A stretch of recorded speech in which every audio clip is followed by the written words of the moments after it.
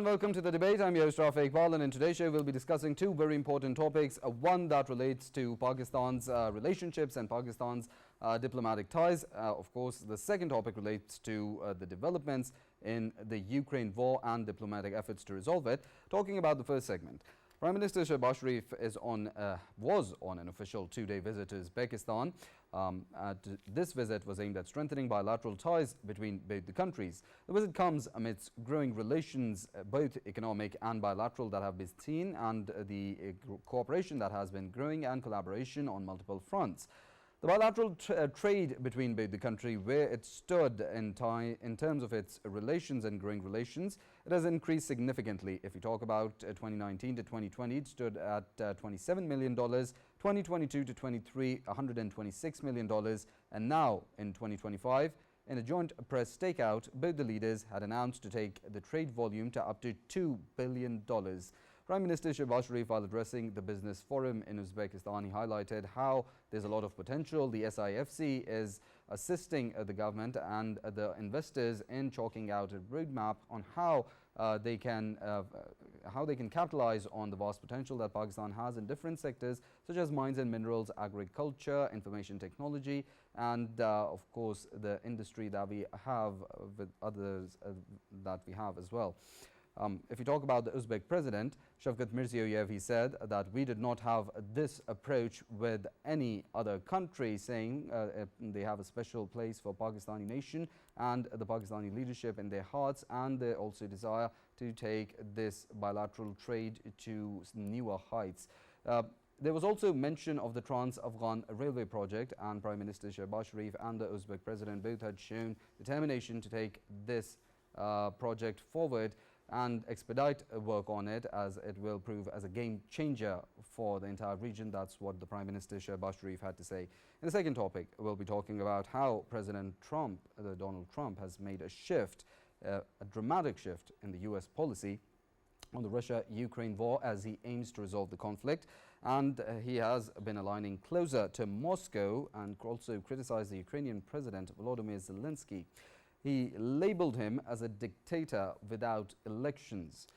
The latest move was reaching out to the Russian president and sending the Secretary of State Marco Rubio for talks with Russian officials in Saudi Arabia. And another development that has unfolded is the US and Ukraine, which have also agreed on the terms of a draft mineral deal. We'll be deliberating on the two topics in detail. In the studios, we've been joined by senior analyst Farrukh Pitafi.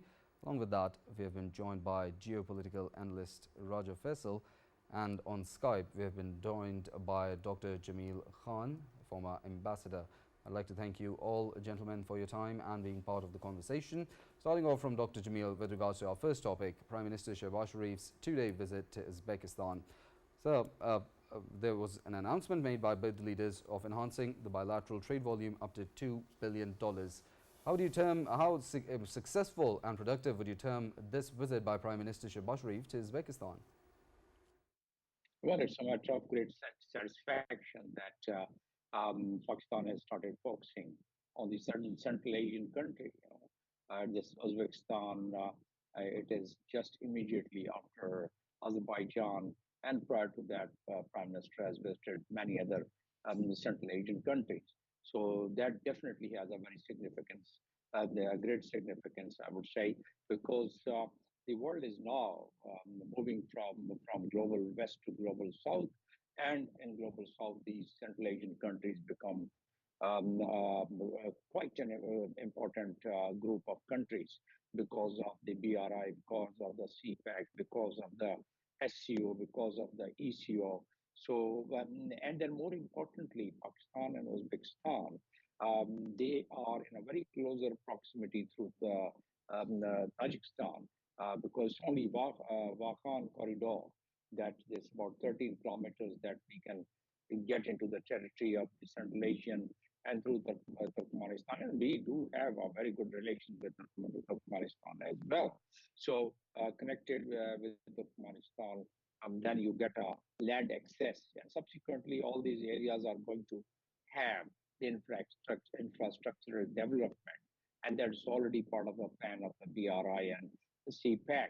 Uzbekistan shares its border with 5 countries, including China and Afghanistan, and we have such a closer proximity that's about 100 kilometers once this infrastructure is developed. And obviously, Afghanistan is not going to remain a disturbed area forever. It's going to have definitely a stability at some stage, and I'm sure Pakistan is a partner in wishing Afghanistan to be a stable country, not only Pakistan, but all the neighboring countries and the country of the region.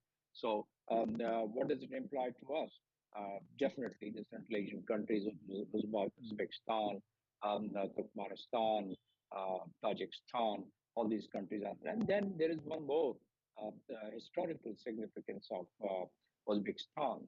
The religious scholars had come to Gilgit-Baltistan through Wakhan, crossing Tajikistan, and they are the one they then spread the Ismaili Shia Muslims sect in this entire region. And you know the kind of interest Aga Khan, not only in that area, I would say in many regions of the world, but more importantly, Gilgit-Baltistan, where His Highness the Prince Karim Aga Khan had set up the first school, Golden Jubilee School, in 60. At that time, the rate of education there was 3%, and now it's about 97%. So that kind of a development is taking place on this part of the southern part of Tajikistan or the Uzbekistan, and Pakistan definitely once this, as I was saying, infrastructure development takes place, they would then reap the fruits of what Prime Minister Shehbaz Sharif has just agreed and signed some of the MOUs. But before I go on that, go on to that, those MOUs and agreement, we may underscore the total population. What we have there in Uzbekistan is about 35.65 million, and the area is a huge area, almost half the area of Pakistan. It's about 8 million, 800,000 kilometers, square kilometer, and 60% of their population is also youth under 30. So that means the exchange program. This is what the Prime Minister had now signed, has signed the MOUs and agreements, and the trade volume of Uzbekistan also we may have in our mind, and I'm coming on that. It's about 65.93 billion is the trade volume, and we can have our share, as the Prime Minister said, 2 billion in the coming years. So 2 billion is just nothing with a country which has such a closer proximity. If there is a direct flight or the cargo flights for now and later on through Wakhan, the land, it's a landlocked country. They would like to have the access to Gawada. They would like to have the access to the Arabian Sea, and, and have their own trade flourish. So it's a win-win game. Pakistan, Uzbekistan, Tajikistan, and all other countries connected with this. It's $2 billion. I think it's very reasonable, which is envisaged and agreed by the two countries. And then we also have a defense cooperation with this country, like Azerbaijan. We have defense agreement, defense cooperation, and the training and security cooperation. Definitely, Dr. Jamil will deliberate on that in detail. But before that, I'd like to include comments from our other panelists as well. Raja Faisal, what would you comment about the Prime Minister's visit, how successful it has been, and of course the announcement by both the leaders to take this bilateral trade that has been significantly increasing now to $2 billion? Yeah, obviously, Rafae, if we look at the current situation, of course, we know that Pakistan is trying its best to increase the trade with all of the countries, and of course, Pakistan wants to increase the exports as well. When it comes to very recent visit of Turkey, President Erdogan, when he was here, of course, both of the leaders, Prime Minister of Pakistan and President Erdogan, they have increased, pledged to increase the bilateral trade to $5 billion, and now this visit is very significant right after that visit. Why? Because one by one, all of the countries, they are actually getting attracted towards Pakistan in terms of increasing the bilateral trade, and I think this will have a very good effect on not only Pakistan's economy, but of course Uzbekistan as well. So it is significant in that way, and as Dr. Jamil has rightly pointed out, that connectivity is pivotal when it comes to Pakistan with the Central Asian republics. Of course, we have in the middle Afghanistan, and Afghanistan's volatile situation, it has always created hindrance in terms of Central Asian republics connecting with Pakistan, and I believe there are many avenues that can be looked after in terms of how Pakistan can connect CPEC, or China can connect CPEC from Pakistan to the Central Asian republics, and eventually it would turn out to be a win-win situation for all of the countries. When it comes to Uzbekistan, Rafae, Uzbekistan is a brotherly country to Pakistan. It has always stood with Pakistan in thick and thin, and when we talk about our relations with them, of course our relations, they date back to the both of the countries. They came into being, but even their relations, the people to people relations, they date back to centuries. And to me, I think this relation is very significant. And there is another aspect of relations which I need to highlight here, Rafae, and that is obviously related to the security phenomenon. We shouldn't be forgetting that Pakistan is still fighting against the terrorism, and when we talk about when we talk about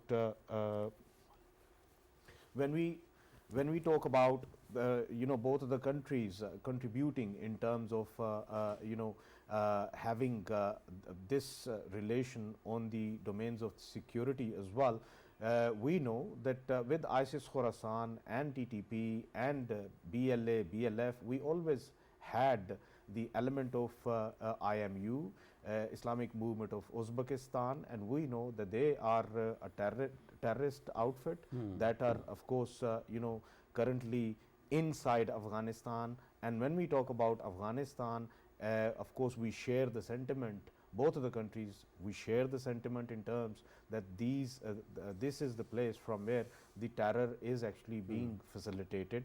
It gets facilitations for Pakistan and gets facilitations for, of course, Uzbekistan as well. So there is a lot to share by both of the countries in terms of how they are coping with it and how they are dealing with it. And I'm pretty much sure while both of the leaders, they have met right now, of course, there would be many avenues related to our defense cooperation as well and intelligence sharing. And I think that must be enhanced for the future perspective. Reason being, everyone knows that ISIS Khorasan is is a menace which is still brewing inside Afghanistan. If Afghanistan's Taliban regime is not doing anything about it, then of course rest of the neighboring countries of Afghanistan, they have to do something about it. And when it comes to, of course, dealing with it, Pakistan is already dealing with that menace. Pakistan is busting them wherever they are being found. And when it comes to Uzbekistan, I'm pretty much sure they have the same sentiments, and the further contributions and further joining hands can be done in coming future as well. Definitely. Farrukh Pitafi, what's your opinion? Of course, Prime Minister Shehbaz Sharif's first, when we talk about the diplomatic efforts, first the visit to Azerbaijan and now Uzbekistan, where the two leaders announced taking the trade volume to $2 billion and announced how they want to further solidify the ties between both the countries. Your opinions on the diplomatic efforts by the government and this Uzbekistan visit in particular? Right. Thank you very much, Rafae. First of all, let me compliment the Prime Minister for going there. And I think that at this moment it is very important, apart from geostrategy, geoeconomics, what have you, to actually emphasize on the cultural ties that have existed before Pakistan's existence. Culturally, you talk about Central Asia as the cradle of Pakistani civilization and civilization per se, what with the Aryans and all. So when you talk about Uzbekistan, two cities that we keep on hearing about, right? Samarkand and Bukhara. They are fixtures in our history. Actually, when you read Tuske Babari, the autobiography of Babur, the Emperor Babur, he actually compares the two, right? He says, I used to be there, what a beautiful place, and where have I ended up being, and that is India. So you have to appreciate how beautiful the place is, and then how culturally rich the place is. Of course, then reality happened. They went through the Soviet Union's experience, and we ended up creating our country. So now we have been talking a lot about connecting with Central Asia. I remember that when all these republics actually became independent, everybody used to say connecting them with Pakistan and then benefiting both, benefit to both sides. But there has been, lack of focus on this matter. Right now, I think it is very important to pick up speed, because repeatedly it has happened. We have talked about connectivity, we have talked about the need to actually work together. Whatever happens in Afghanistan, remember that two countries, if they want to trade, they essentially don't need only land route or seas. They can do it by flight as well. My experience with Tajikistan, because ambassadors, I was talking about Tajikistan also. So I went there. Their airline is called Simoni Air, and their currency is called Simoni as well. So I actually went and converted, I had dollars, converted them into Simoni currency. And when I came back to Pakistan, I wanted to convert it back to rupee, and I couldn't, because nobody even knew that this currency existed. So this is the disconnect that we have. We have been very close with Tajikistan. Our Prime Minister has repeatedly gone there. My humble submission is that while we keep on emphasizing trade between two countries, remember that we have to focus on something that is very important. China is open for business, Russia is opening up, America, Europe, everywhere is. But where is our value addition?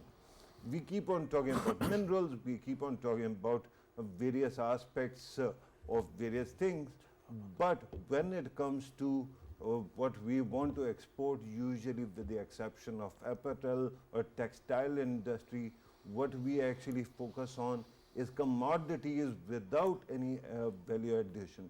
We have discussed this when we were talking about Turkey also. With all these aspects, Pakistan needs to actually redouble the effort to connect.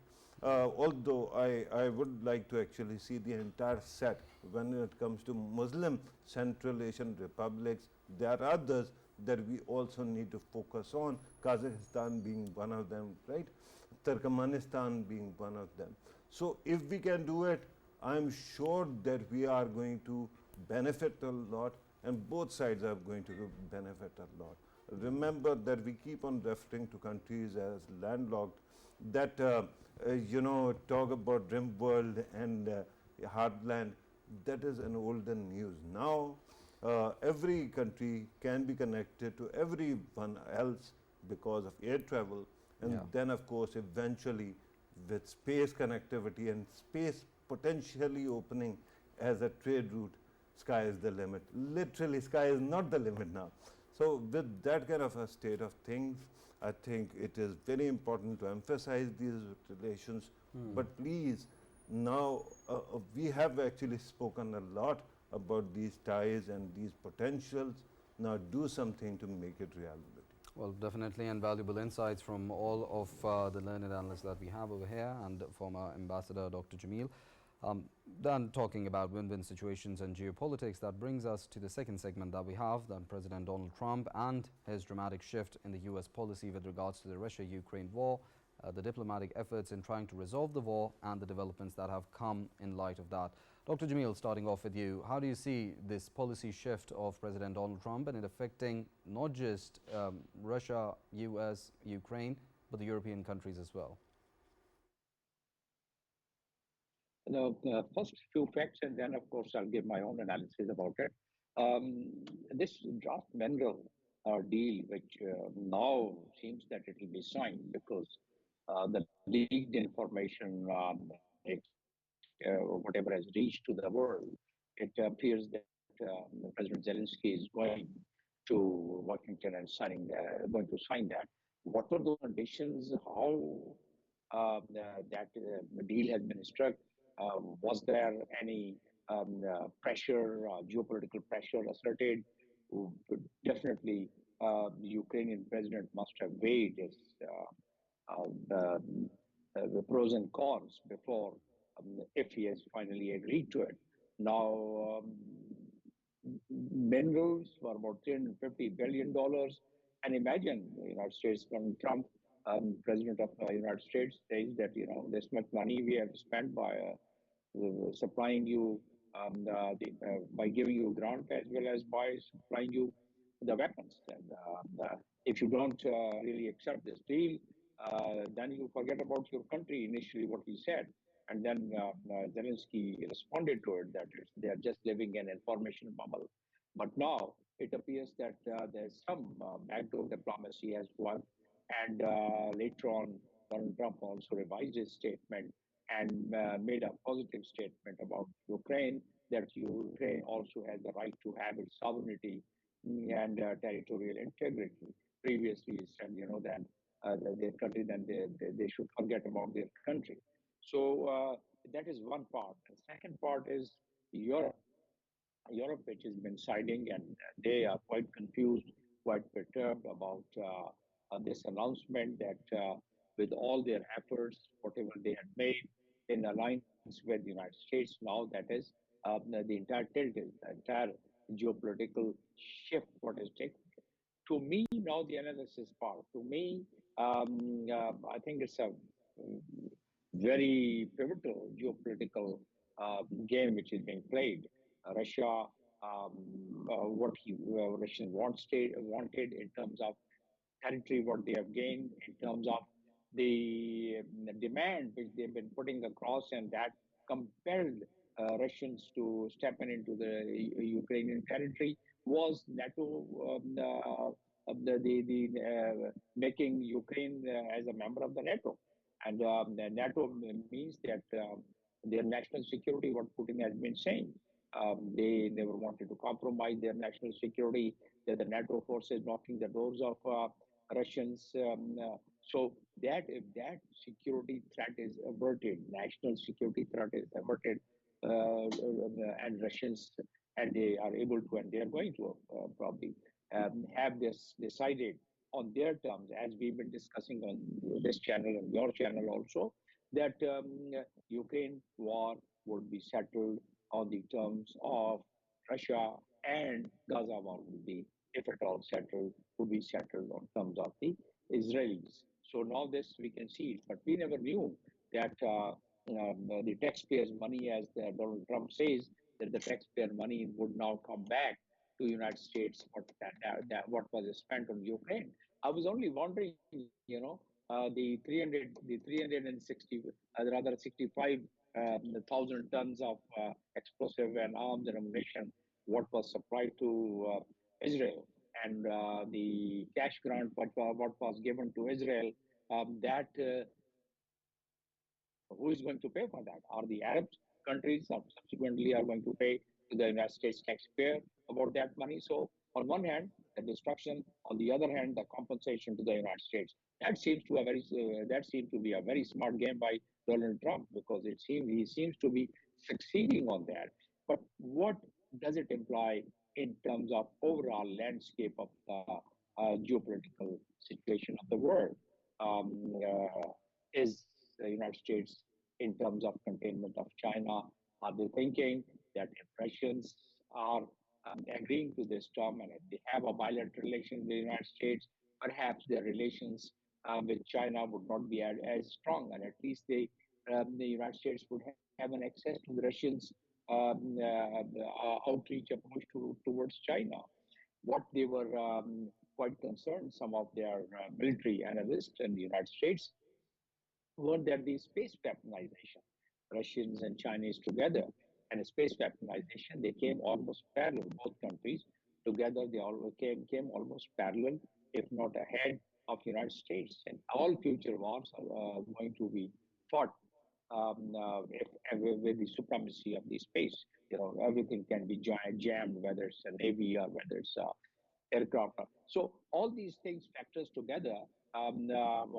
If the United States they are able to have friendly ties, or at least they iron out the tension between Russia and the United States, they would have the access to the Russians' approach towards China, and that way, perhaps the containment of China policy, what the United States has, they would have a little advantage in terms of that, the Russians. But the Russians also have very strong agreements in terms of supply of oil, in terms of other things. For the sanctions, which if lifted from Russians, the Russians definitely would have a win-win game altogether.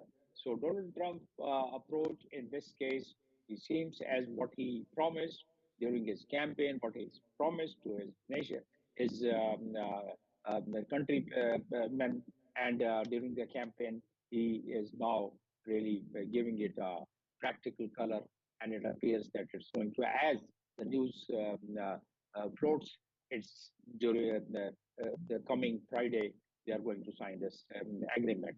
And what is going to be the reaction of European Union? We keep now reading these statements, and so many statements are coming in from that side. Norway, all Scandinavian countries, European countries, they are thinking to enhance their defense budget because it appears that the NATO would also be weakened, like WHO, like the Paris Accord, like so many other international. Definitely, point very well made, Dr. Jamil, and of course, I'd like to include the comments from our other panelists as well. Raja Faisal, what do you say about these developments that we're seeing, and of course, with regards to the U.S. president's shift in his policy towards the war? Well, Rafae, it was written on the wall.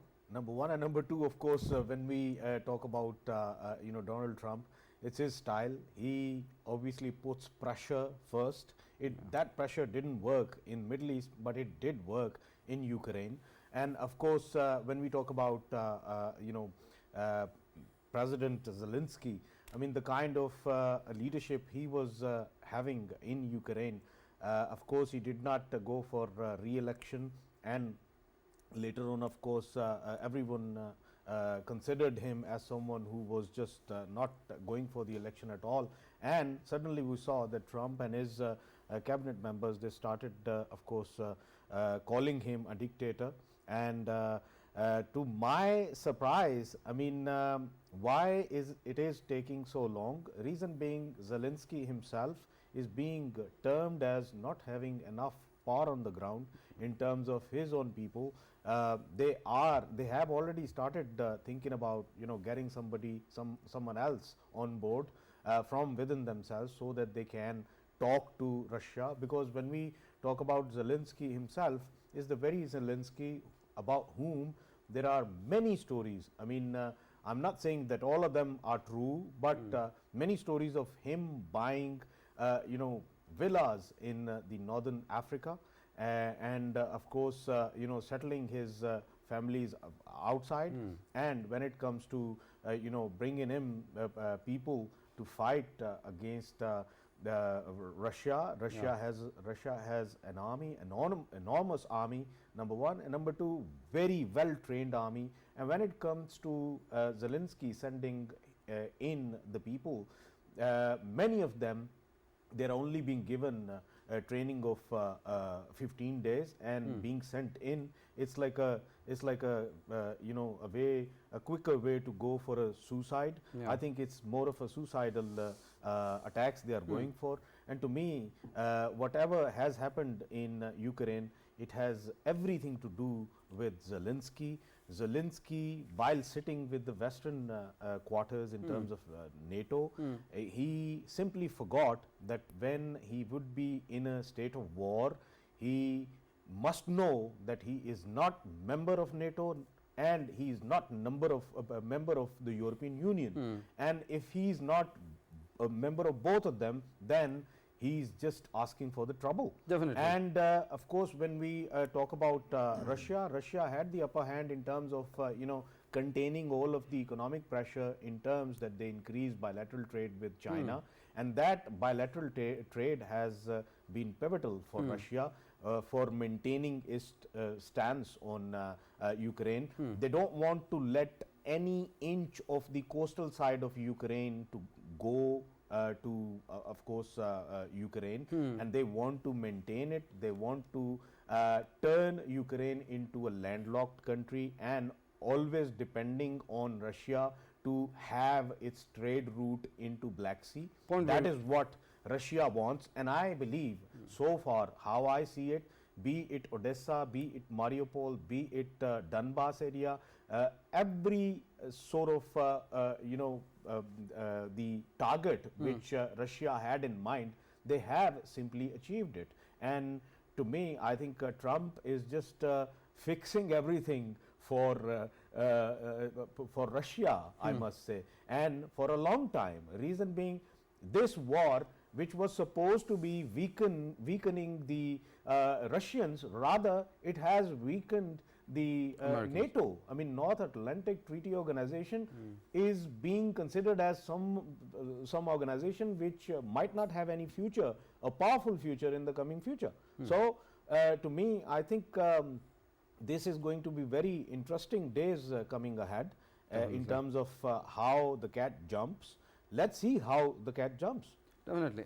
We'll see that as the days unfold. Farrukh, Pitafi, your views on how the situation has unfolded, how the developments, and of course, when we talk about this shift in policies, it's the same shift didn't take place, as Dr. Jamil also said, in the Middle East war, but we're seeing a different kind of solution for the Ukraine.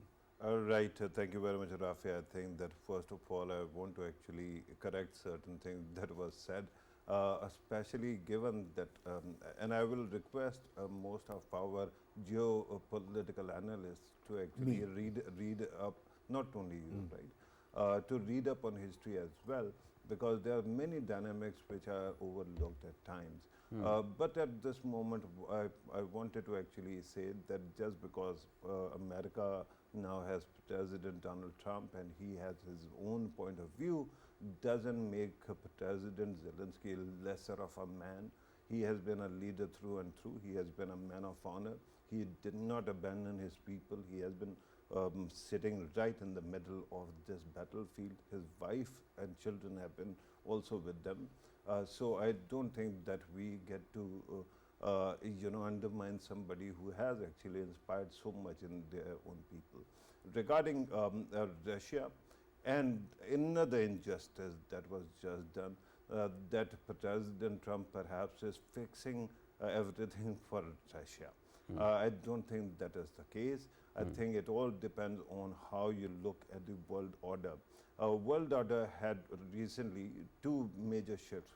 Of course, first it was Cold War, and once Cold War actually ended, what happened was that every country that had been on the sidelines actually came in and said that now you are the leader and now you have to fix the world. And America was sucked into various places where two things happened with America. One, they said globalization, so of course let your manufacturing and your economic interest go, and that happened. The second thing that happened was that, okay, we are going to fight your battles in our region and we are going to contain or counter your enemy. Europe is going to counter Russia, India is going to counter China, and so on, right? So with that kind of, and South Korea is going to counter North Korea. So that actually continued, and America kept on spending monies, and there is this feeling among Americans. Remember that those who think that somehow President Trump is a Russian shill cannot explain why a majority of Americans voted for him. Are they pro-Russia? Are they also pro-Russia shills? No, that is not the case. They understand that their lives have actually been declining, the quality has been declining, while other countries have sprung up. So at this moment, the world order seems to be changing. And world order, the perception is that eventually it is going to be regional hegemons or great power rivalry. And in that, whatever country can actually get whatever resources they lay their hands on, they should actually short it up. And this is what is driving America's this push that, okay, why are we spending so much money on NATO? Why are we spending so much money here and there and elsewhere? Why not actually benefit from it? Of course, there is one exception that ambassadors have very kindly actually pointed out, and that was Israel. And I think that the most interesting thing about that is, if you read Professor Mearsheimer's book called Israel Lobby, you will know that how much Israel has invested in getting that kind of outcome. So with that kind of affairs, Israel perhaps is an exception, but America is making itself richer and laying hands on all the resources that it can, and it is not for President Putin, it is for Americans. Well, those were the different views we have regarding to both of the topics for today. I'd like to thank all of the gentlemen that took part in the conversation. Dr. Jamil Ahmed Khan, a former ambassador, senior analyst Farrukh Pitafi, and geopolitical analyst Roger Faisal. Thank you all for your time and being part of the conversation. With that, it's a wrap up from the debate for today. See you all same time tomorrow. Till then, take care.